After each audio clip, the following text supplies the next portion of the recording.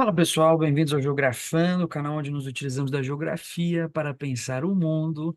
Hoje aqui num espaço um pouco diferente, não é? Um espaço mais tranquilo, visto esse calorzão dos últimos dias, nada melhor que gravar ao ar livre, não é? Espero só que esse vento não acabe atrapalhando nossa comunicação.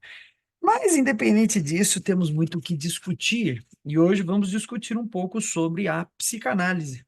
Não é essa área que eu venho defendendo muito como uma área necessária ao conhecimento geográfico, pelo simples fato de que ela é fundamental para a teoria crítica, né? Não há teoria crítica, é, ou pelo menos, né, a teoria crítica após Freud tem que ser pensada de maneira diferente, ou para estar com Freud ou para se opor a Freud, não é? Quer dizer, e com teoria crítica eu estou falando de uma tradição que nós devemos pensar desde Kant, né? Desde a filosofia kantiana, com as famosas críticas da razão prática, crítica da razão pura, crítica da faculdade do juízo, desde Kant até hoje, a contemporaneidade, a gente tem o que a gente pode denominar um ramo da filosofia que nós chamamos de teoria crítica. Em um determinado momento aqui no canal, eu vou falar especificamente sobre a teoria crítica e sobre qual é a relação dessa teoria com o desenvolvimento da filosofia. Enquanto nós não falamos mais exatamente da teoria crítica, enquanto a gente não se aprofunda ainda mais a respeito da teoria crítica, vamos pelo menos tentar pensar a psicanálise, que é uma área que, assim, para a geografia, ela ainda não se desenvolveu absolutamente nada, né? Quer dizer, a gente tem uma publicação ou outra, no Brasil, pelo menos, a gente já teve um livro publicado, mas que trabalha de modo muito modesto a geografia, como, na verdade, a geografia trabalha, e esse é um grande problema, de forma muito modesta todos os temas da filosofia. É, por exemplo, o que ocorre com a fenomenologia. Quando a gente pensa a fenomenologia na geografia, a gente consegue perceber que é uma área que não é explorada, né? Na verdade, há um grande problema em se confundir a fenomenologia com fenômeno, algo que o próprio Milton Santos já vinha discutindo há um bom tempo, né? O problema de se confundir o fenomenológico com o fenômeno, né? E é algo que recorrentemente a gente vê ocorrendo nessas disciplinas, né? Nessas aproximações.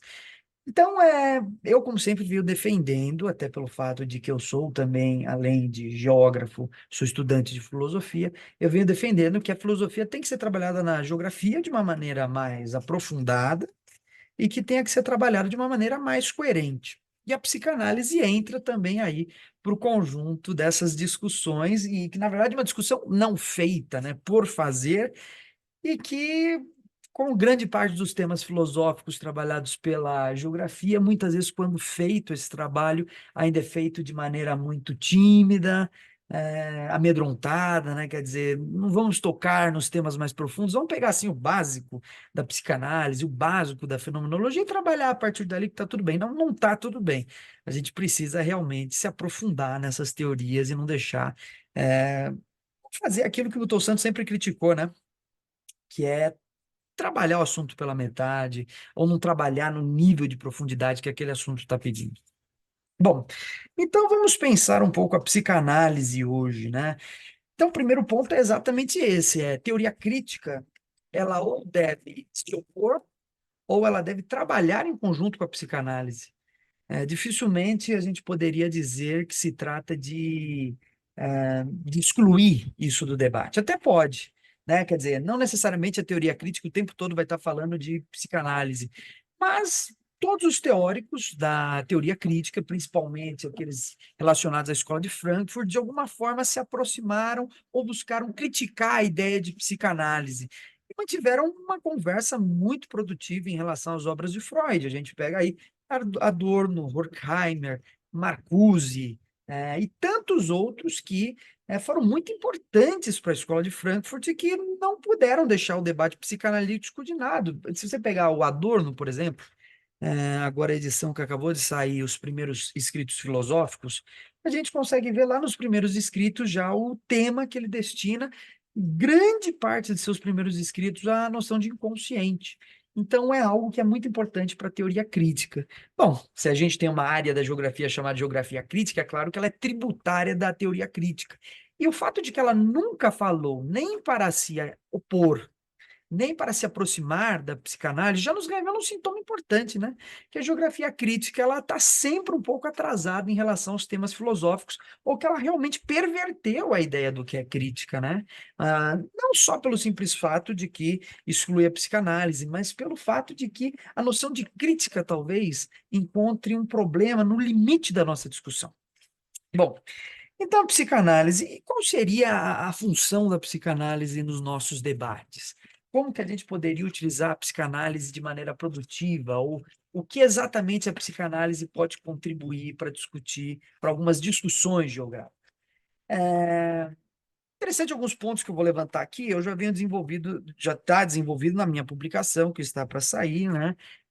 Geopolítica Crítica, Ensaios para uma Geopolítica Crítica. Então, já adianto, de alguma forma, algumas discussões, apesar de que aqui não está a totalidade dessas discussões, né? No texto do livro, eu busquei comparar a geopolítica clássica, porque na geopolítica já se pensa psicologia há algum tempo, mas na geografia não, né? E eu não sou daqueles que vai colocar a geopolítica como uma área da geografia, né? Quer dizer, sem geografia não há geopolítica, mas não é necessariamente uma área da geografia, ela é muito mais interdisciplinar, ela depende do conteúdo de outras ciências, por aí vai, né? Então não dá para confundir, né, com uma área da geografia. A geopolítica é um caso à parte. E ela já vem trabalhando com a psicologia há um bom tempo, não com a psicanálise, mas com a psicologia. Então, eu busquei traçar alguns paralelos, né, da geopolítica clássica, como ela pensou a psicologia em relação a essa nova geopolítica que eu estou propondo como a geopolítica crítica. Neste ponto, não é exatamente sobre isso que eu vou tratar, mas sobre o modo como a psicanálise pode ser produtiva para a geografia. Primeiro, aqui seria interessante, de alguma forma, delimitar essa noção de psicanálise, não é? Entendendo que a psicanálise, tal como eu a percebo, ela é, na verdade, uma corrente crítica da psicologia, né? Poderíamos dizer que a psicologia é anterior à psicanálise, que a psicanálise é a teoria crítica da psicologia, né? Ela é a que exerce a função crítica dentro da psicologia. E que, portanto, está muito relacionada, por isso mesmo, com a teoria crítica.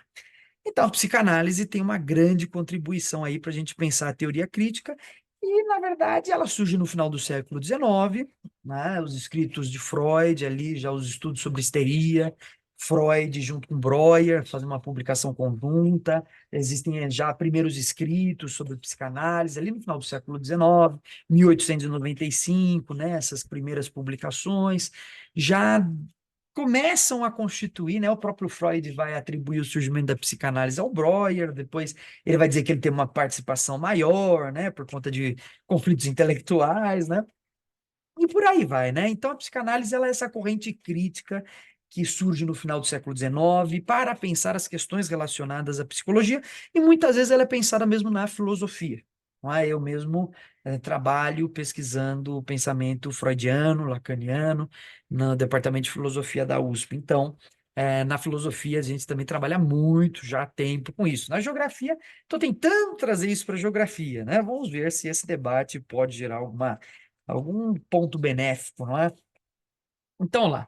Primeiro ponto aqui, qual a função da psicanálise para a teoria crítica e como ela poderia, portanto, então, contribuir para o pensamento geográfico? Primeiro, no pensamento a respeito de indivíduo e sujeito, né? Pensar o indivíduo e o sujeito. É um debate extremamente importante, ele está no centro das nossas discussões hoje, né? O que é o indivíduo, o que é o sujeito, a gente teria que repensar essas noções. A noção de indivíduo mesmo é uma noção que, desde a filosofia, a psicanálise lacaniana, a gente já pensa de uma maneira diferente, mas exatamente ali, já no primeiro seminário, a gente já encontra muita coisa interessante sobre isso, sobre as questões do sujeito, né? Porque já ali nos escritos técnicos já estão trabalhando as questões de resistência, de transferência e por aí vai. Mas é exatamente no segundo seminário onde começa a se pensar as questões relacionadas ao sujeito de uma maneira mais aprofundada, né?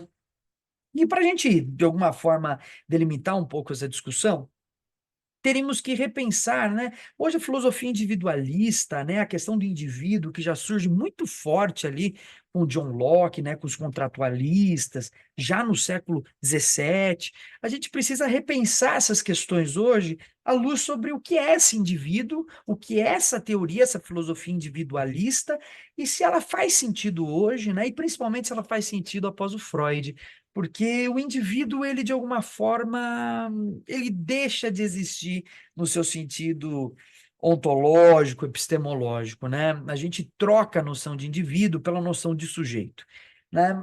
E o próprio Lacan vai identificar essa transformação no momento em que se instaura uma crise inaugurada no pensamento freudiano, que é uma crise em relação à centralidade do indivíduo, né? O indivíduo o sujeito não está centralizado como um indivíduo, né? O indivíduo, se a gente retomar a origem etimológica dessa palavra, indivíduo dá a noção do não dividido, né? Indivíduo, não dividido. Então, ontologicamente, epistemologicamente, a gente tem uma certa dificuldade de trabalhar com essa noção de indivíduo, dado o fato de que, desde que Freud inaugura um inconsciente cindido, desde que ele percebe na sua teoria da personalidade, né, questões como consciente, inconsciente, pré-consciente, ego, ídio, superego, a gente tem um indivíduo que não é mais centralizado em relação a si mesmo, né? Ele é, na verdade, a gente pensa um sujeito, né? Um sujeito, alguém que realmente está descentralizado, né? Alguém que está dividido e que, portanto, inaugura, né? Até o que o Freud chamou de feridas narcísicas, né? A gente teria que pensar agora uma relação onde, na verdade, o sujeito, e justamente esse termo, né, sujeito é muito interessante, porque diz sujeito a algo, né? É alguém que tem um certo nível de independência das próprias ações, mas que, na verdade, não é plenamente independente do que faz, né? Ele está sujeito a algo, né? A uma dinâmica que o excede em relação ao que ele entende como si mesmo, né? O si mesmo se perde, né? Se torna uma espécie de massa fluida, né? O si mesmo acaba se descentralizando, portanto. Então, é interessante, né, pensar essa nova teoria do indivíduo, né? É muito importante, até porque hoje na geografia a gente ainda trabalha com questões muito relacionadas corpo, né, identidade de gênero, por aí vai. A gente tem muito o que trabalhar, principalmente também para pensar as filosofias individualistas, né? O que é essa filosofia individualista? Então, a gente precisaria de uma teoria do indivíduo, até para a gente pensar as nossas questões epistemológicas, né, e ontológicas. Quer dizer, esse indivíduo que nós pensamos como sujeito abstrato, do que se trata, né? Um sujeito de que tipo? Como que ele se relaciona com o seu objeto? Ou há uma perda do objeto, né? Então, é uma questão fundamental para a gente pensar a geografia, porque a geografia ela trabalha muito mal a teoria do indivíduo, né?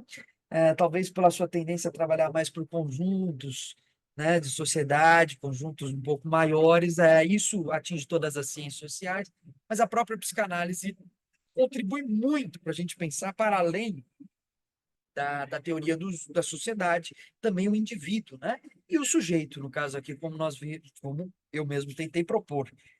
Então, muito bem. E depois pensar a noção de sintoma. Então, a psicanálise era muito importante porque, ao pensar a noção de sintoma, a psicanálise contribui no entendimento das relações de dominação. Então, a gente não pensa mais na psicanálise o sintoma como uma patologia que está fora do social, né? O sintoma ele se insere no social. O sintoma ele é sintoma em relação a algum tipo de relação social. Então, é claro que hoje isso na filosofia a gente já debate amplamente, só a gente pegar os escritos do Christian Dunker com o Vladimir Safatli, a gente vê como isso, e o próprio Byung-Chul Han, a gente já vê como isso, de alguma forma, já existe no trabalho filosófico e na psicanálise, e a gente poderia muito bem pensar isso na geografia, né? Essas relações de dominação, elas passam por formas de sofrimento. As formas de sofrimento são relacionadas a formas de dominação. E entender, então, portanto, o contexto social, os contextos amplos das relações de poder e de dominação de uma sociedade, passa pela análise das formas de sofrimento. E que, portanto, a análise das questões como depressão, paranoia e ansiedade poderiam muito contribuir para revelar um espaço de opressões, né? Um espaço marcado por formas de dominação. É claro que aí há um amplo caminho a ser percorrido, que é justamente a gente identificar relações espaciais no interior dessas formas de dominação, que já são possíveis, por exemplo, na própria estética do espaço, né? Quer dizer, a gente entender como há uma organização espacial permite com que a gente entenda formas de dominação, né? O espaço ele vai se organizar segundo uma forma, e essa paisagem ela nos comunica, mesmo que em aparência, já questões iniciais de dominação, e que, portanto, podem muito contribuir para a gente pensar as relações de poder no interior de uma sociedade, e como essas formas de sofrimento se relacionam às formas de dominação no interior de classes sociais. Também seria um ponto muito interessante. Isso daí vocês vão achar amplamente na obra de um escritor como Byung-Chul Han, né? Da biopolítica para a psicopolítica, é justamente isso, né? A forma de dominação deixa de ser uma forma de dominação, vamos dizer assim, da vigilância, para se tornar uma forma de dominação do sujeito vigilante, do homem que se vigia, né? Do ideal de desempenho. E que, portanto, nos leva a uma ideia de que hoje a dominação ela se dá na psicopolítica do indivíduo em relação a si mesmo, e que, nesse sentido, a própria ideia, por exemplo, de classe social se perde, né? A dificuldade que nós temos hoje de enxergar as relações de classe no interior da sociedade vem do fato de que hoje nós identificamos e percebemos as formas de dominação dos sujeitos em relação a si mesmos e não do sujeito em relação ao outro. Esse é um indivíduo do desempenho. Daí, essa grande importância para a gente pensar a questão do sintoma psicopolítica, né? Terceiro, a busca pela felicidade, né? Então, quer dizer, a busca pela felicidade é um tema central da teoria crítica. Se a gente retomar lá o Herbert Marcuse, ele vai colocar lá no seu escrito sobre a sociedade, a ideologia da sociedade industrial, né? Ou foi relançado como Homem Unidimensional. A gente encontra na base daquela discussão a teoria crítica segundo dois princípios, né? Aquilo que é possível de ser realizado de forma concreta e a felicidade. Só que o Marcuse não exatamente define o que é essa felicidade. E a psicanálise, ela não trabalha, né? É um grande problema quando a gente pensa que a psicanálise está preocupada em retomar a felicidade dos indivíduos. Bom, de alguma maneira tá, mas não é a felicidade que muitas vezes nós temos ao pensar a ideologia da sociedade industrial, o que é um grande problema hoje, né? Se a teoria crítica busca como telos, como sua teleologia, a felicidade, há um grande problema em definir o que é essa felicidade. Nós não estamos falando necessariamente de uma felicidade subjetiva, ou nós estamos? Né? Quando nós falamos de uma felicidade subjetiva, pode muito bem ser, então, que nós, em muitos aspectos, tenhamos conseguido atingir o ideal de felicidade, por exemplo, através do consumo. Né? O consumo ele pode ser um princípio de felicidade. Então, não é exatamente esse o ideal de felicidade que nós pensamos ao pensar a psicanálise, né?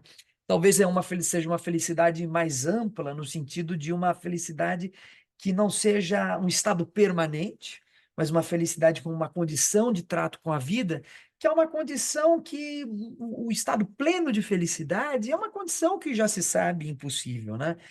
O que nós temos são momentos de alegria.